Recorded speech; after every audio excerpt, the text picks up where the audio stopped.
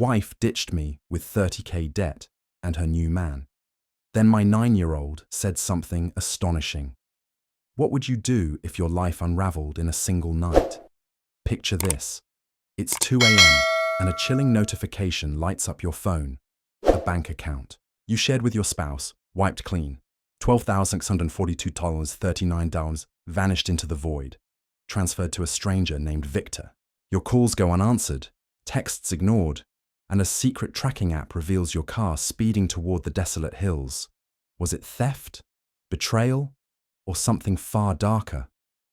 Michael's world shattered when his wife, Sarah, disappeared, leaving him, drowning in $20,000 of debt and a son, Ethan, who knows more than he should. But here's the twist. Ethan, only 10, whispers, "I handled it," with a grin that hides a secret. What could a child have done to outsmart a woman unraveling a family? As Michael digs deeper, he uncovers a web of lies, hidden accounts, and a dangerous man who's not what he seems. Every step pulls him toward a truth that could destroy everything or set them free. Will he expose Sarah's chaos, or is someone else pulling the strings? The answers lie in a game where trust is the first casualty. The knock came just after midnight. Not a polite tap, but an urgent, almost violent pounding.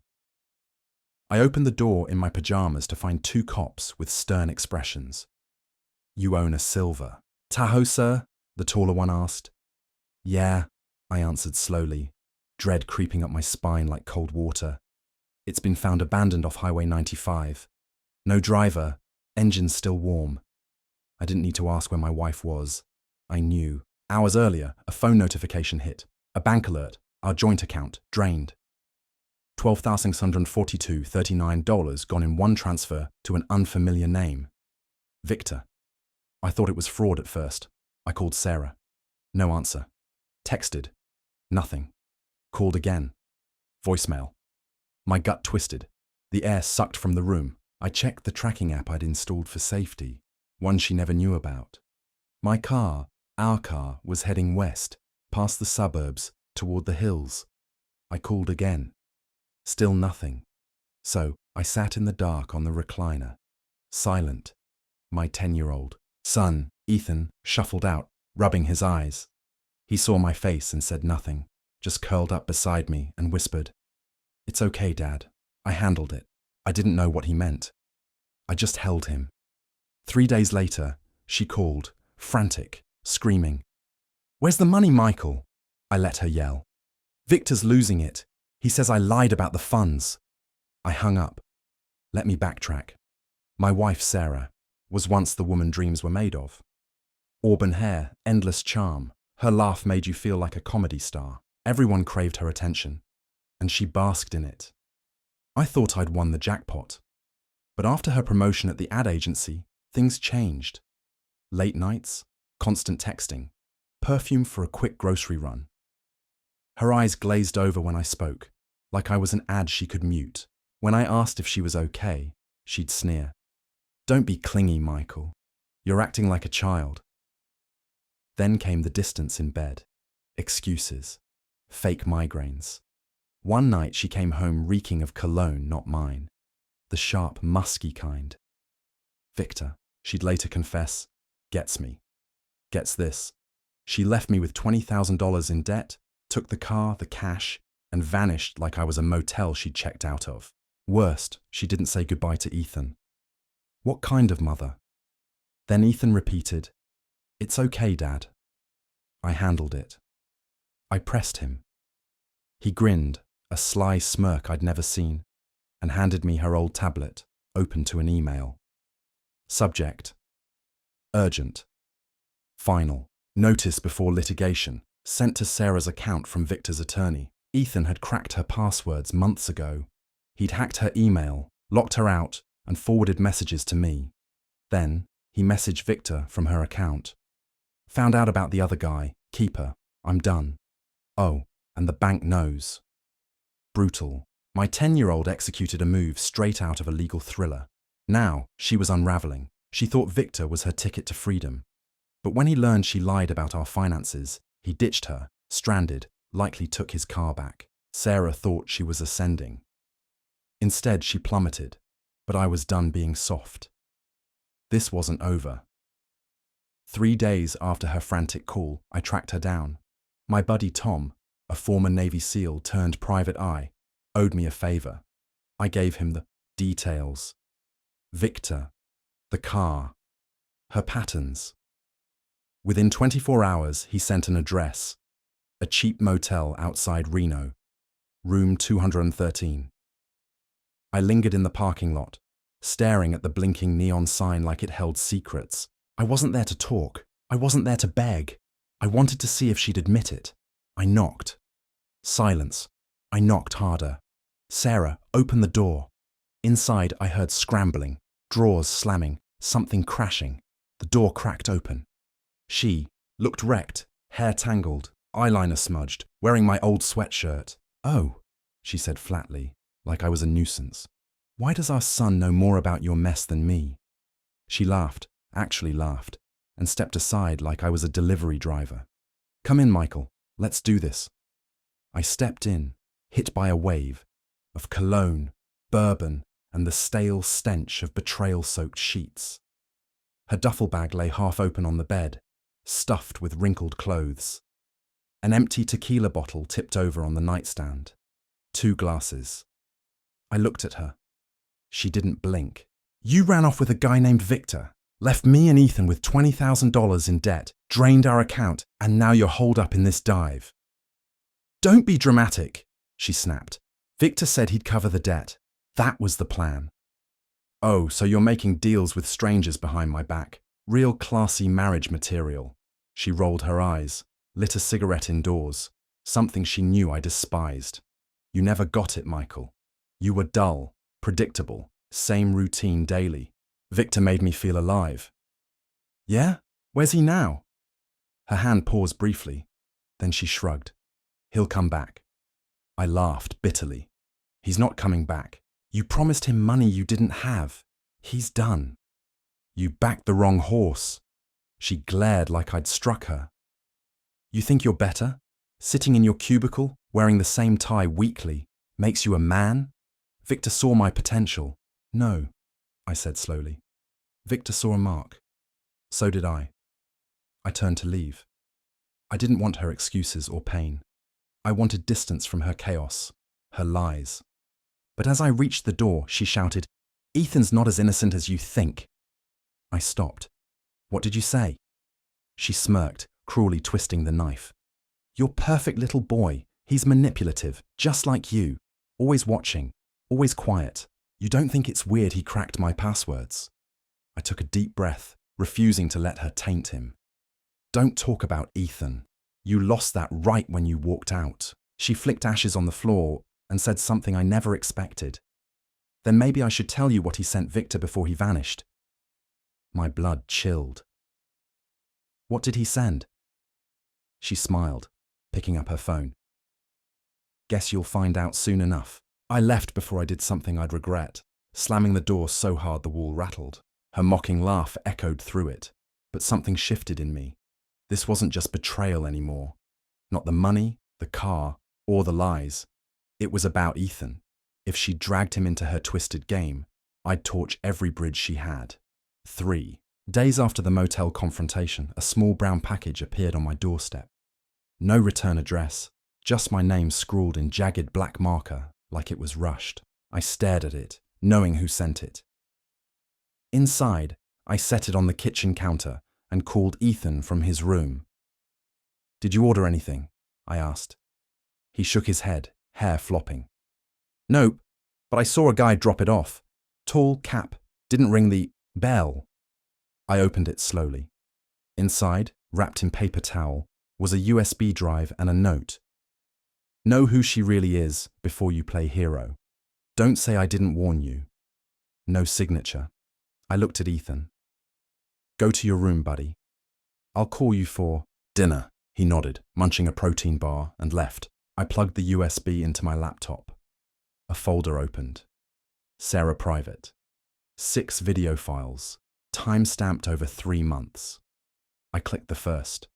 It was our living room. She was on the phone, laughing, sprawled on the couch with wine, wearing my sweatshirt, the same one from the motel. No, baby, he's clueless. Thinks I'm just stressed from work. It's too easy, she purred. My stomach churned. Yeah, I told him we might need to refinance the condo. Poor guy's checking loan options, so desperate to please me. I almost feel bad. She sipped wine, smirked. Almost. I clicked the next file. Now the kitchen, talking to Victor. The camera. Angle was high, like from a vent. We'll clean him out, she whispered. Once that bonus hits, I'll move the funds. He won't see it coming. Victor chuckled, arm around her. Then what? He asked. Then we vanish. File after file shredded my heart.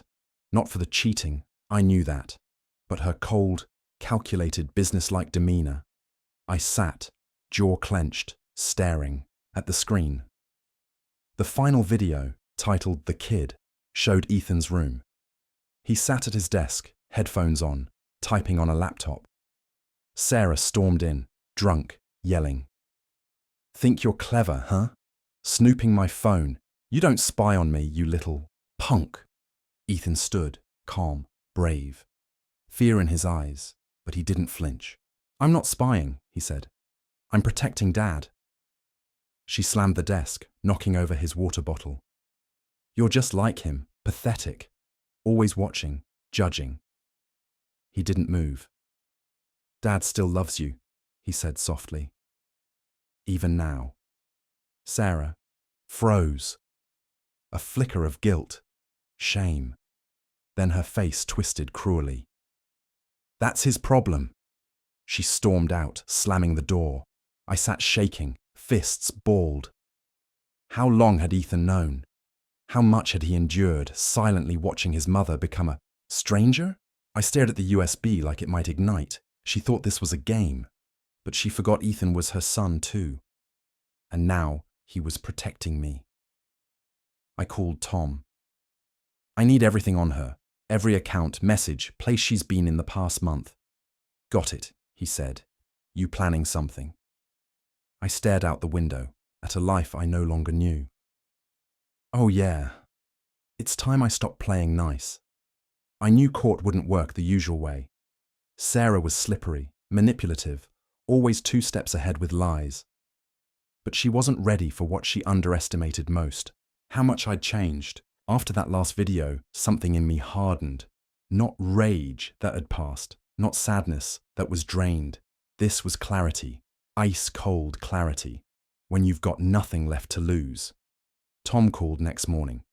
She's at a new Airbnb under a fake name. Used a prepaid card, texting someone on a burner phone. Victor? Nope, another guy. Name's Ryan. Of course she'd moved on. I had Tom do something bold, legal. He helped craft a fake investment pitch. Irresistible to her. Big money, quick, anonymous. I sent an email from a fake investor offering a huge payout for a private real estate deal. The kind of too good to be true bait Sarah couldn't resist. It worked. She replied within an hour, posing as Claire Stone, claiming connections, experience, discreet fund movement. Vile. I told Claire she had to meet in person. My investor, played by Tom, insisted on face-to-face deals. She agreed. We chose the spot carefully. A bustling diner downtown, security cameras, heavy foot traffic, and a private booth. On the meeting day, I sat in the corner, hoodie up, mirrored, sunglasses, watching. Tom, the charming investor, was born for it. Sarah strutted in, new dress, heels, bold lipstick. She smiled like she hadn't abandoned her son, wrecked a family, stolen from the man who gave her everything. Tom stood, shook. Her hand led her to the booth. I watched her flirt, lie, pitch herself like a product, every word recorded. I can keep things off the books, she said. No trace. I've done this before. She wasn't hiding who she was anymore. That's how untouchable she felt. 10 minutes in, Tom asked about past clients. She name-dropped Victor, like a trophy. He got cold feet. She shrugged. I'm used to cleaning messes. She laughed like she hadn't torched everything. I stood, walked over slowly. Sarah saw me 3 steps away. Her face faltered, then smirked. "Well, look who grew a spine." "Funny," I said, sliding in beside Tom. "I could say the same, except it's not courage, it's delusion." Tom set a small recorder on the table. Sarah froze. "What's this?" "Insurance," I said calmly. "For every lie, scam, and time you used our son as a pawn." Her face paled. "You set me up." "No, Sarah," I said. "You set yourself up. I just held the mirror." She tried to grab the recorder. Tom's hand covered it first. "Don't," he said softly. People noticed. Sarah stood, red-faced, trembling. "You think you can humiliate me? You don't know what I've been through, what I sacrificed." I stood, inches from her. "No, you don't know what we went through. Me, Ethan, you ditched your son and buried me in debt for a guy who didn't stay. Now you're playing fixer for crumbs. You're not a queen, Sarah. You're a gambler out of chips." She stormed out, eyes wild with panic, but didn't get far. 2 off-duty cops Tom had tipped off followed her. No arrest. Not yet. But we had leverage, and I wouldn't waste it. The moment Sarah bolted from that diner, the game changed. She knew I had her trapped, making her dangerous. Next morning, her lawyer emailed one line. "My client seeks full custody of Ethan." I laughed alone in the kitchen. She hadn't seen our son in weeks. No calls, texts, or care. Now she wanted custody of the boy she'd screamed at and abandoned. It wasn't love. It was control, leverage, image. So I lawyered up. Karen, sharp as a blade, no nonsense. "She's not after Ethan," Karen said, reviewing the files. "She's after your peace, your sanity. The court won't give her full custody with her record, but it'll get ugly before it's clear." It did. She arrived at the first hearing dressed like a model mom. Soft sweater, subtle makeup, sad eyes. The victim. She cried when the judge asked why she hadn't seen Ethan. "I was scared," she said. "He's been turned against me." I read it in the hallway during a break. My stomach sank. Shaky handwriting, phrases like, "I don't feel safe with Dad," and "Mum always protected me." My fists clenched until my knuckles popped. This wasn't Ethan's voice or writing. I showed Karen. "He didn't write this. She forged it." "I believe you," she said. "But we need proof." That night, I sat with Ethan in his room. He was assembling a model plane, calm, focused. But when I mentioned the letter, his shoulders tensed. "She said you made me write it," he said. "Did you?" "No," he said fast. "She wrote it, made me copy it once long ago. I didn't want to. She yelled. I cried. She said if I loved her, I'd do it." His eyes welled up, trying to hide. She's not the same, Dad." I hugged him tight, the kind that says, "I'm here, always." We took the letter to a handwriting analyst, along with Ethan's old homework, birthday cards, anything he'd written. Results came back 2 days before the next hearing. The letter was forged. Karen filed it immediately. The judge was not pleased. "Ms. Bennett," he said, voice like fire. "This court won't tolerate fabricated evidence, especially involving a child." Sarah looked stunned, not ashamed. Angry, like Ethan betrayed her. Custody was decided fast. I got full legal and physical custody. Sarah got supervised visitation, pending a psych evaluation. As we left the courtroom, she followed, heels clicking like gunfire. "Think you've won, Michael," she hissed. "This isn't over." I turned, calm. "No, Sarah, you lost. You lost the one thing that mattered." She glanced past me at Ethan, holding my hand, looking at her like a stranger. Maybe now he saw what I'd tried to shield him from. Sometimes the one you love burns the house down. A week after the hearing, things quieted. Too quiet. Ethan slept better, Stop checking the door nightly. We laughed again. Real laughs, not forced ones for his sake. For the first time in months, the storm seemed over.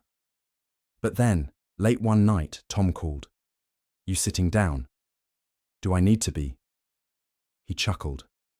Remember how I had someone checking her financials? Yeah, she's been a busy little liar. He sent a report on a hidden bank account under S. Stone, the alias she used in our fake investor trap. Active for 6 months, it held nearly $48,000.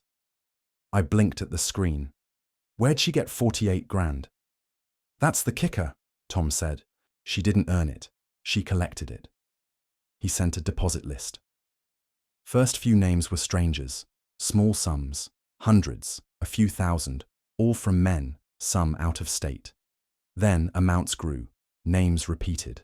One stood out. Ryan G. I knew that name. She'd texted him from the Airbnb. I thought he was another fling, another Victor. But Ryan wasn't a fling. He was a mark. She ran cons, fake consulting gigs, emotional ploys, even a sham medical emergency story. In one email, she told Ryan she needed $10,000 for Ethan's urgent surgery. I nearly smashed my laptop. She used my son's name for cash. Disgust doesn't cover it. Worse, Ryan believed her. His messages, attached to transfers, were long, heartfelt, full of concern and love. He thought he was saving a sick kid, helping a struggling mum. She scammed him effortlessly. I called Tom. Can you find this? Guy? Already did, he said. Virginia, mid-30s, software engineer, divorced. Met Sarah on a private dating app. I could guess the photo she used, probably from our anniversary trip, white sundress, pretending life was perfect. I need to talk to him, I said. Sure that's wise? I'm not going to hurt him. He deserves the truth. 3 days later, I stood outside Ryan's modest apartment building. My heart pounded with every step up the stairs. I didn't know how he'd react. Just had a USB, Tom's report, and a sinking feeling I was about to shatter his illusions, like mine were. He opened the door warily. Can I help you? You don't know me, I said, but I think you know Sarah Bennett. His face paled. We sat in his living room for 2 hours. I showed him the evidence, emails, accounts, lies. He didn't speak for the first 20 minutes. When he did, it was a whisper. She said your son was dying. I know. She said you abandoned them. I didn't. Tears welled, not for her, for himself, for the shame of believing her, every dollar, sent in blind faith. Thank you, he said, for telling me. As I left, he handed me a printed message Sarah sent days before the diner meeting. Once I get full custody, I'm set. His kid's the ticket. He'll fold. She used Ethan as a pawn in a long con. This wasn't just betrayal. It was war. The plan was clear. Take the USB, forged letter, bank records, and messages to the authorities. Let the law do its job. But Sarah never played fair. She wouldn't let me win cleanly. I called Karen and Tom to my kitchen. We reviewed everything. How to present it. Which department would take the fraud angle. How to push for real consequences, not just family court slaps. Karen urged caution. Tom wanted to strike hard. Me, I just wanted it done. But that night, as I organized everything for the DA's office, Tom's phone buzzed. His face shifted. Don't panic, he said slowly. But Sarah just checked into a medical center in Maryland under emergency psych hold. I blinked. What? Showed up in a hospital lot, screaming about being followed. Said her ex-husband and multiple lovers were trying to kill her. Security thought she was high. She wasn't. Clean tox screen. She's faking. That's what I thought, I said. But get this. Before she got there, someone tried to break into her Airbnb. Lock smashed. No sign of her inside. They think she ran straight from there to the hospital, barefoot. That silenced me. This wasn't her style. This was fear. Real fear. I called the hospital. They wouldn't let me speak to her. 72-hour hold, no visitors, no exceptions. I said I was her husband. They corrected me. Ex-husband. No contact on file. Fine, I didn't need to talk. I needed answers. So, Tom and I drove to the Airbnb. It was trashed, front door off its hinges, reeking of cheap perfume and panic. On the floor, a shattered wine glass, a smashed burner phone, and oddly, a man's watch. Expensive leather band, monogrammed initials. VD, Victor Daniels. He was back. Why? Tom scanned the scene like he was back in the field. Not a robbery. Nothing's gone except her laptop and one bag. She was running, I said, from him, and he's not done. We checked a corner store's surveillance camera with a view of the Airbnb's street. 2 hours before her hospital visit, a black Mustang pulled up. Out stepped Victor. Same slick hair, designer coat, sunglasses at night. He stood outside 15 minutes, then kicked in the door and entered. 7 minutes later, Sarah bolted barefoot, sprinting like hell was after her. He followed but stopped at the street's edge. Didn't chase, just watched.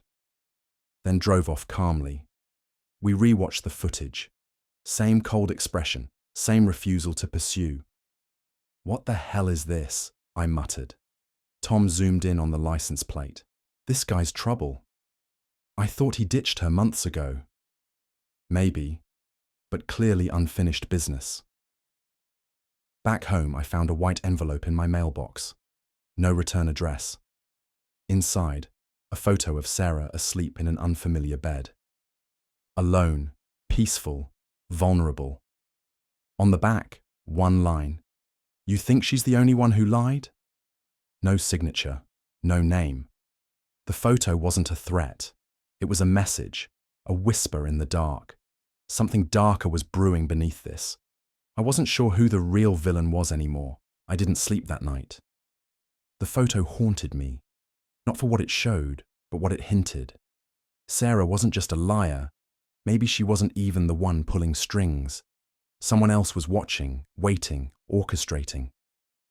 Next morning, I dropped Ethan at school like nothing was wrong. I smiled, gave him lunch, said I'd be there at 3:30. But as he walked away, my heart sank. Knowing what I was about to do could change everything. I called Tom. I need to find Victor today. Already did, he said. He's at a private condo downtown, leased under a shell company he set up 3 years ago. I paused. You think he's dangerous? Worse, Tom said. He's smart. 2 hours later, I stood outside a high-end condo complex, buzzed in by a desk clerk Tom had prepped. Unit 12-4, top floor. I knocked. No answer. Knocked louder. The door opened. Victor stood there. Same smug face from the surveillance, but his eyes were bloodshot. He looked frayed, unraveling. Michael, he said with a twisted grin. Wondered when you'd show. I want answers. He opened the door wider. You came this far. Get comfortable. I stepped in, braced for a fight, but saw a wall of photos. Sarah, me, Ethan, even Tom. Surveillance shots, diner exits, parking lots, courtrooms. What the hell is this? This, Victor said, sipping bourbon like it was juice, is the web your wife spun. I just tracked the threads. She said you disappeared. Oh, I did, he chuckled. She ran her game, took my money, lied about everything. But when I found out, I didn't get mad. He stepped closer. I got curious. He showed me a folder, bank records, offshore accounts, transfers, not just from Ryan or other men, but from me. Money Sarah rerouted through fake charities, sham expenses, even our mortgage. 500, he said, you were being robbed long before she ran off. I tried to warn her, told her not to get greedy, but she wanted it all. She always does. I stared. Why tell me now? He walked to the window, gazing at the city like he owned it. Because she used me too. promised me a life, that we'd vanish together after bleeding you dry. But I found out she was playing 3 other men. He turned back. So I played along, watched, waited, then took back what she owed me. You broke into her Airbnb. Damn right. She had something of mine, something I needed. What? Victor's face darkened. My name. She used it on a job in Miami last year. Big scam. Got flagged internationally. I've been cleaning it up since. She's toxic now. Even the crooks don't want her. I was speechless. She's not just a liar, he said. She's a walking disaster. Then he handed me a USB. What's this? Her full ledger. Names, accounts, everything she did. Take this to the right people. She won't scam her way out of a mute, speeding ticket. I took it, torn between gratitude and wanting to deck him. As I turned to leave, he stopped me. Want advice, Michael? Not really. He smirked. Don't waste your anger. Turn it into something useful. Me? I built an empire on pain. You? You're still trying to fix what never loved you. I left without a word. Back home, I held that USB, its weight, its truth. Sarah destroyed our marriage, nearly ruined my finances, and tried to weaponize our son. But now I had the full picture and a choice: crush her completely, or walk away knowing she'd already crushed herself. I glanced down the hall at Ethan's room, heard his soft laughter through the door, playing a game, and knew the real victory wasn't revenge. It was protecting him, keeping our life clean, stable, untouched by her chaos. So, I destroyed the USB. She wasn't worth the fire it would in the wreckage of betrayal. Where love once stood, profound truths emerge from the ashes. Michael's journey through Sarah's deceit, her theft of trust, money, and their son Ethan's innocence, reveals a stark lesson. The deepest wounds often come from those we hold closest. Yet, in this chaos, a 10-year-old boy's courage illuminated a path forward. Ethan's quiet strength, protecting his father while grappling with his mother's unraveling, teaches us that resilience can bloom in the smallest hearts. Life's greatest trials demand we choose between vengeance and peace. Michael chose the latter, not for Sarah, but for Ethan, proving that true victory lies in safeguarding what matters most. The shadows of lies, like those cast by Sarah's cons, remind us to guard our trust fiercely, for it is both fragile and sacred. To those navigating betrayal's storm, heed this: anger is a fire that consumes, but clarity, forged in pain, builds anew. Surround yourself with allies like Tom, who see through the fog, and listen to the young, like Ethan, whose honesty cuts sharper than any blade. Above all, rebuild on truth, not ruins. Let go of those who burn bridges and hold tight to those who help you cross them. For in the end, it's not the scars we carry, but the love we protect that defines our story. Choose to rise, not to ruin, and find strength in the life you reclaim.